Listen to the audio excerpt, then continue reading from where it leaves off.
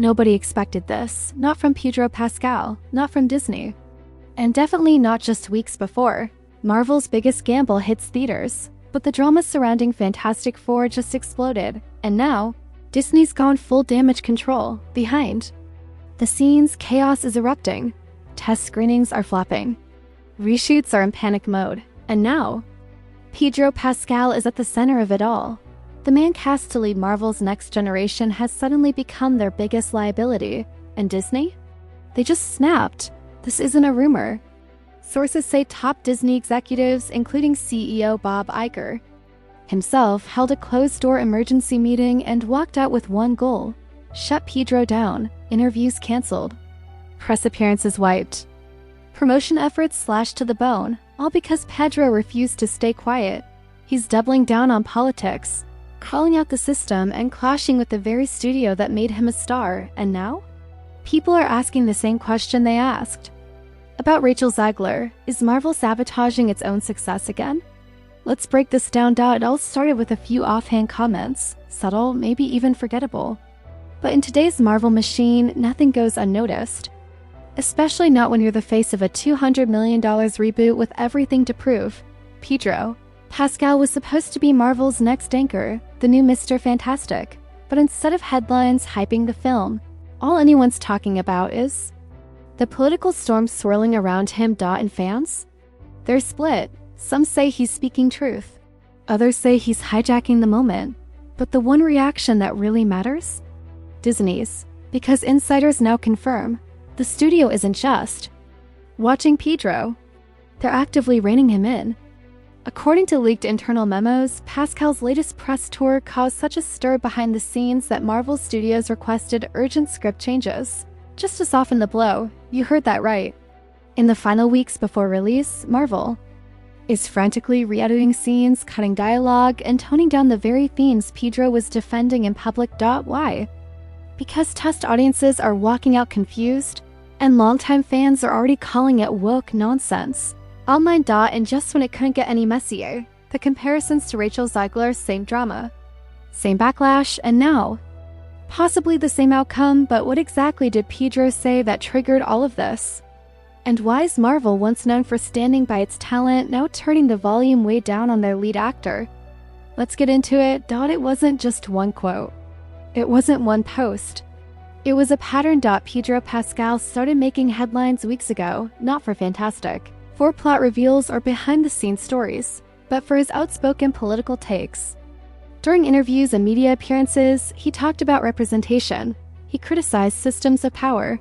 He called for more gender balance and storytelling. All while promoting a superhero movie. For some, this was empowering. For others, it felt like déjà vu, because this is exactly how Rachel Zegler's Snow White press tour spiraled fast. A film that was supposed to be fun, nostalgic, and crowd-pleasing became a lightning rod for outrage. Now Marvel's facing the same backlash with Pedro at the center. And here's where it gets explosive. Multiple insiders confirmed that Pedro went off script during key interviews, defying pre-approved talking points and bringing gender politics directly into the spotlight. And when executives at Disney told him to reel it in, he pushed back hard. One source close to the situation claims Pedro told top-level producers, "It's a free country. I'll say what I want." That's when everything changed. Within 48 hours, Disney slashed his media schedule. TV appearances gone, YouTube features canceled. Even his planned Comic-Con spotlight was pulled at the last minute. The studio was sending a message: this isn't your soapbox. This is our franchise. And we're not risking another PR meltdown. But Pedro wasn't backing down. In fact, he was just getting started. By now, this wasn't just a press tour problem. It had become a corporate crisis. Behind closed doors, Disney's top brass, including CEO Bob Iger, were no longer just monitoring the situation. They were intervening directly. Multiple sources say Iger himself ordered an emergency meeting with Marvel executives, PR heads, and even Kevin Feige. The goal? Damage control. Fast. And the outcome? Brutal. Pedro Pascal's promotional campaign for Fantastic Four was officially scaled back. Dozens of interviews were pulled. Red carpet appearances were quietly scrapped. And marketing materials were edited to keep him front and center less. This was no longer about Pedro's performance. This is about containment. But here's the kicker. Kevin Feige, the man who built the Marvel Empire, agreed. Even he signed off on reducing Pedro's media footprint. That's how serious this got, and it didn't stop there. Behind the scenes, script revisions were ordered. Entire scenes were reportedly softened, with the gender politics angle scaled down to avoid triggering further backlash. These aren't minor changes. They're last-minute reshoots and rushed edits happening just weeks before the film hits theaters. Why? Because according to Disney analysts, Pedro's off-message comments were already damaging Fantastic Four's public momentum, and internally, the studio believes they only have one shot to fix it. No reboots, no reschedules, this has to land. And that pressure?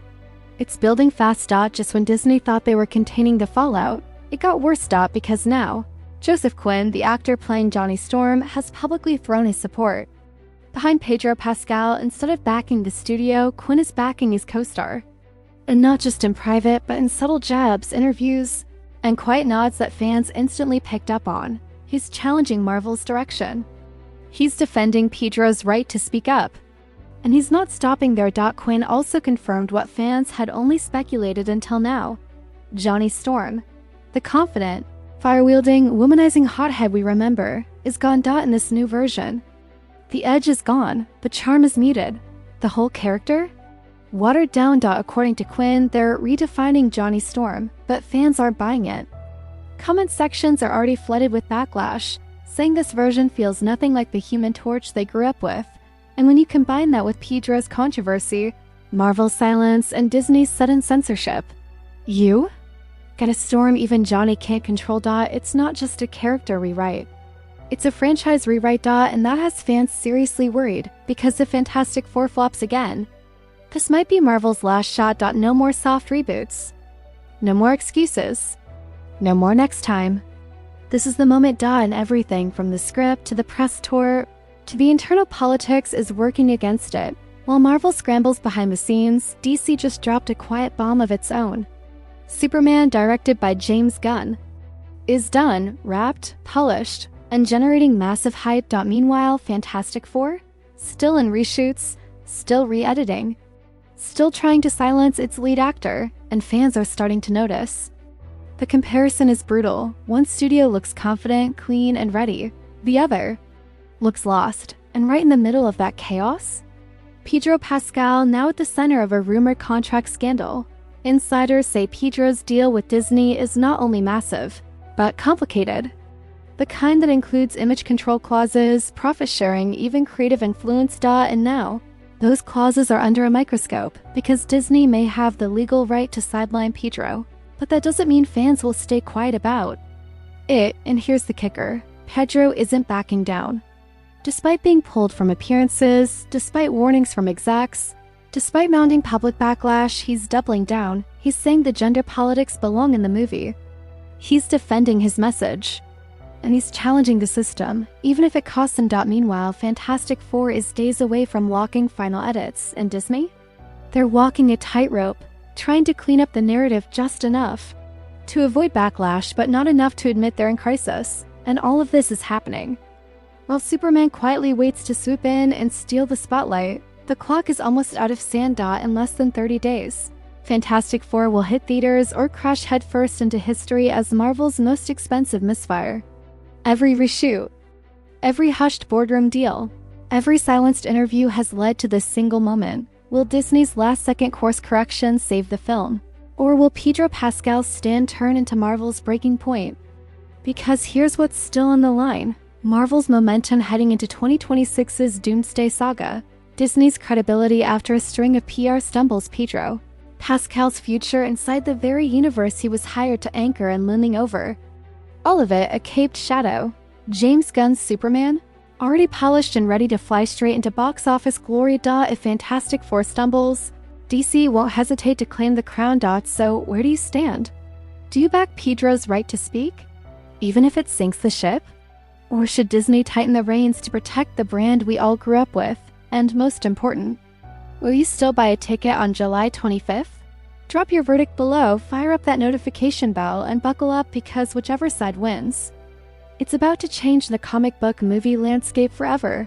I'll be tracking every twist from now until opening night. So smash that subscribe, share this breakdown with a fellow fan, and stay tuned. Because the real battle for Marvel's future, it starts right now.